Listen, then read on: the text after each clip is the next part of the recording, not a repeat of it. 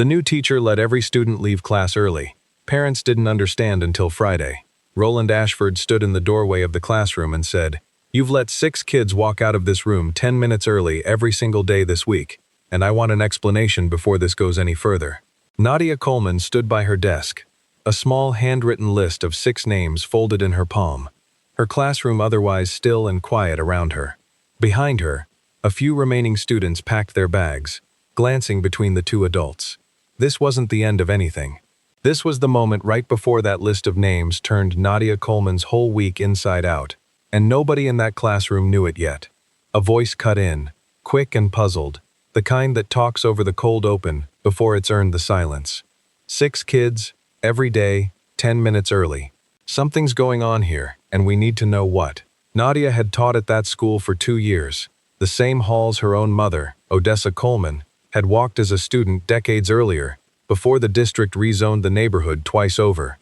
Odessa used to tell her the same thing every time Nadia came home from her training sessions exhausted. "Baby, some kids are carrying things nobody assigned them, and nobody's grading. You see that kind of weight.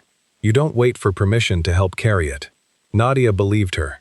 What nobody at that school knew, not Roland, not the front office staff processing dismissal slips, was that Nadia had spent 5 years quietly earning certification as a licensed grief counselor through a state bereavement training program, and that all 6 students on her list had lost a parent or sibling within the past year, each one referred to her privately by the district's overworked crisis counselor, who could only see them once a month.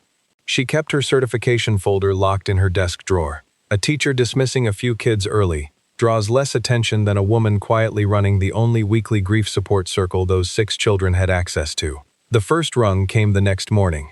Roland stood at the staff meeting and said, loud enough for the whole room to hear, "We've got a new teacher who thinks instructional minutes are optional if she's got a soft enough excuse." A few colleagues exchanged uneasy glances. The second rung came 2 days later. Roland posted a formal write-up on the staff board with Nadia's name attached, citing unauthorized early dismissals, pinned where every teacher checking mailboxes could read it. The third rung came the following week.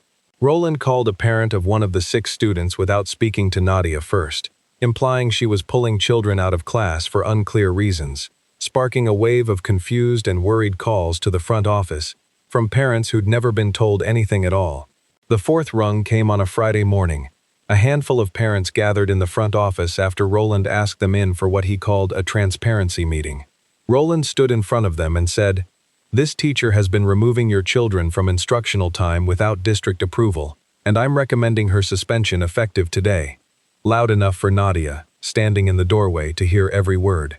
Off to the side, a longtime custodian named Curtis Odom stood near the supply closet, watching the whole thing, saying nothing out loud, his phone propped against a mop bucket, recording low and steady. Nadia didn't raise her voice. She stepped into the office, set her folder down on the counter, and stood with her hands folded, waiting for her turn to speak. A voice broke in again, sharper this time, refusing to let the moment pass quiet. He called a room full of worried parents together to suspend her before anybody even asked her what was going on. "Somebody explain that to me."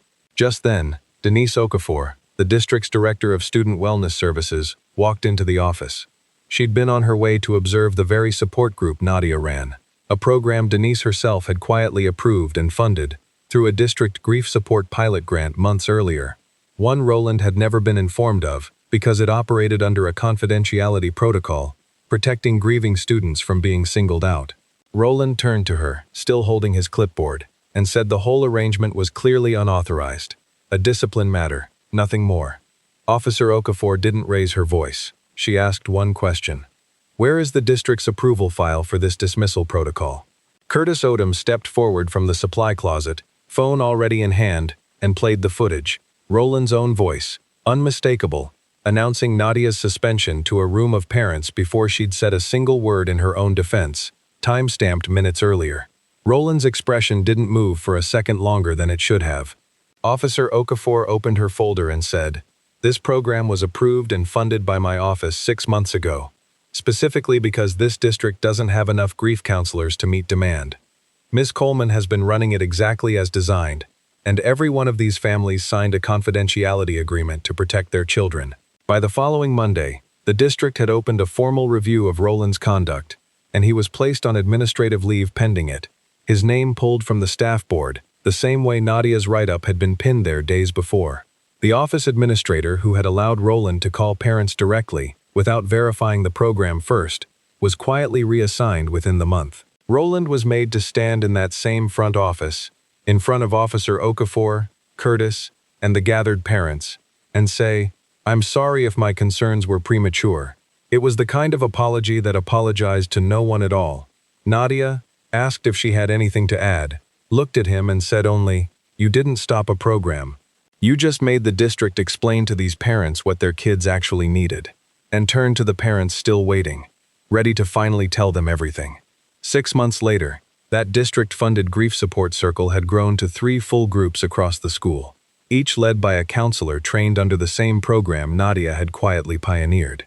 The recognition stipend the district offered her didn't go entirely into her own pocket. By her own request, part of it was redirected into a fund providing grief counseling training for teachers in under-resourced schools across the county. The first cohort already enrolled that fall.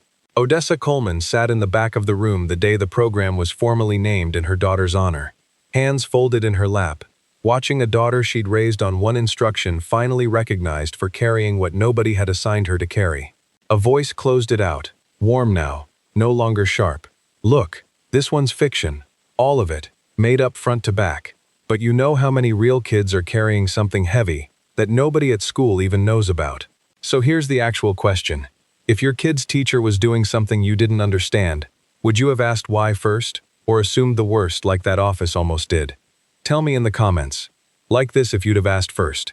Share it with somebody who needs to hear it, and subscribe, because this isn't the last story we're telling.